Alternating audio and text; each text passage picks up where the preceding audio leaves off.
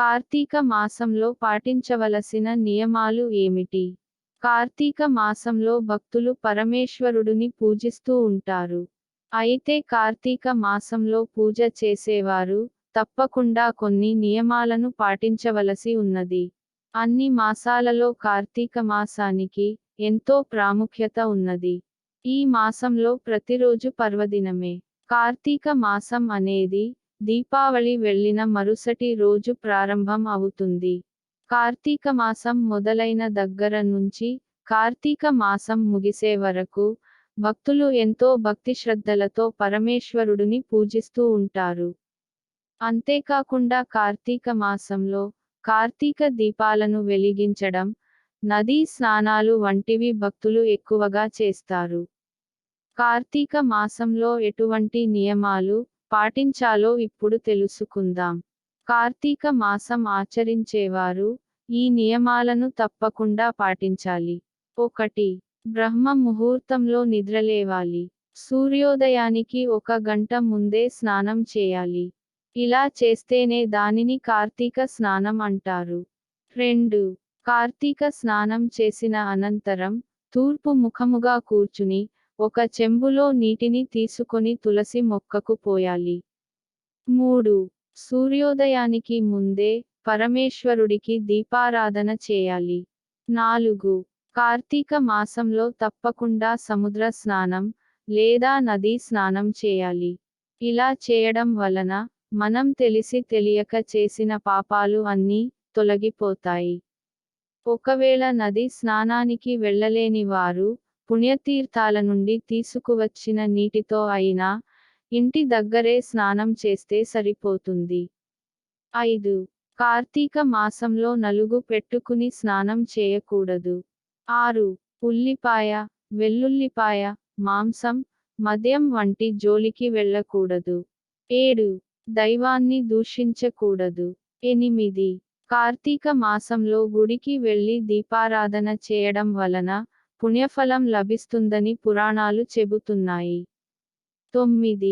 కార్తీక మాసంలో సోమవారం నాడు అలాగే పౌర్ణమి ప్రత్యేక దినాలు ఎంతో పవిత్రమైనవి. 10. పౌర్ణమి రోజున పగలంతా ఉపవాసం ఉండి సాయంత్రం శివాలయంలో పరమేశ్వరుడికి రుద్రాభిషేకం చేయించడం వలన సర్వపాపాలు తొలగిపోయి పుణ్య లోకాలకు వెళతారని కార్తీక పురాణంలో ఉంది. 11. కార్తీక మాసంలో ప్రతి సోమవారం నాడు ఉపవాసం చేయడం వలన పరమేశ్వరుడి అనుగ్రహం పొందవచ్చు.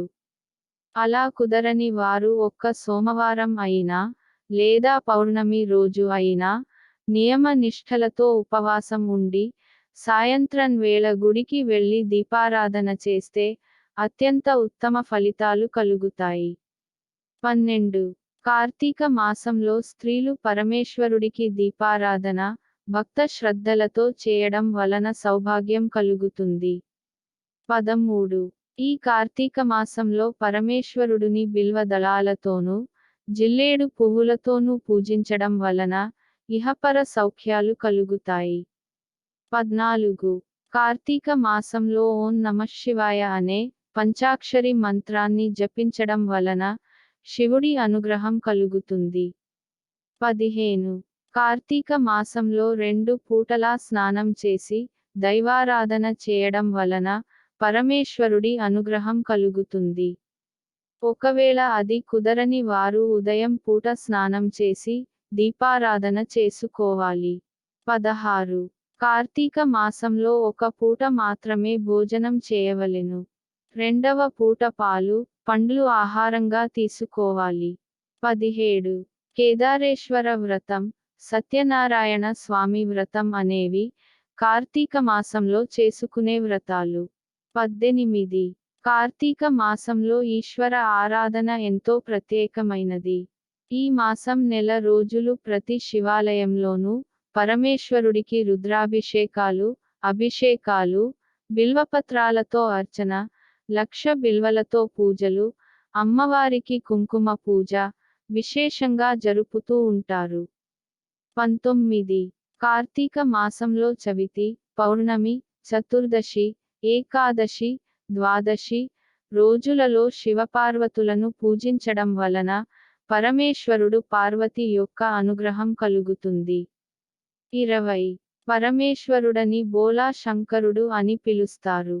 కార్తీక మాసంలో శివ పంచాక్షరి మంత్రాన్ని మరియు రుద్రాష్టకం, బిల్వాష్టకం, శివాష్టకం ఇలా ఈశ్వరుడికి సంబంధించిన మంత్రాలను జపిస్తూ ఉండడం వలన నేరుగా మనము పరమశివుడు తోనే ఉన్నట్టు అనిపిస్తుంది. అయితే ఈ మంత్రాలను పఠించేటప్పుడు తప్పకుండా భక్తి శ్రద్ధలతో చేయాలి. 21. కార్తీక మాసంలో చేసే దానం ఎంతో పుణ్యాన్ని ఇస్తుంది. 22. కార్తీక మాసంలో ఉండే ఉపవాసం, స్నానం, దానం ఎన్నో ఎక్కువ పుణ్య ఫలాన్ని ఇస్తాయని పురాణాలు చెబుతున్నాయి. 23. కార్తీక మాసంలో బ్రాహ్మణులకు స్వయంపాకం ఇవ్వడం వలన ఎంతో పుణ్యం కలుగుతుంది. 24. శివాభిషేకం అన్ని దోషాలను పోగొట్టి సకల శుభాలను కలగచేస్తుంది. ఈ మాసంలో శివార్చన చేసినవారికి గ్రహదోషాలు, ఈతిబాధలు ఉండవు. 25.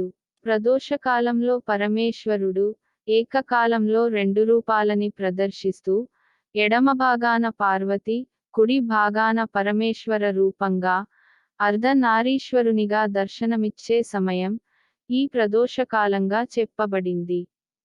ప్రదోషకాలంలో శివారాధన, శివదర్శనం చేసుకుంటే శివుని అనుగ్రహానికి పొందుతారు. 26. కార్తీక పురాణం రోజుకో అధ్యాయం పారాయణ చేయడం ఎంతో పుణ్యం. 27. ఈ మాసంలో గృహిణులు, యువతులు వేకువనే స్నానం చేసి, తులసి కోట ముందు దీపారాధన చేసి, గౌరీదేవిని పూజిస్తే ఈశ్వరానుగ్రహంతో సౌభాగ్యాన్ని, సకల శుభాలను పొందుతారు. 28. ఈ మాసం దీపారాధనకి ప్రశస్త్యం. దీపదానమందు ఆవునేయి ఉత్తమం, మంచి నూనె మధ్యమము. 29. కృత్తికా నక్షత్రంలో చంద్రుడు పూర్ణుడై సంచరించుట వలన ఈ మాసానికి కార్తీక మాసమని పేరు.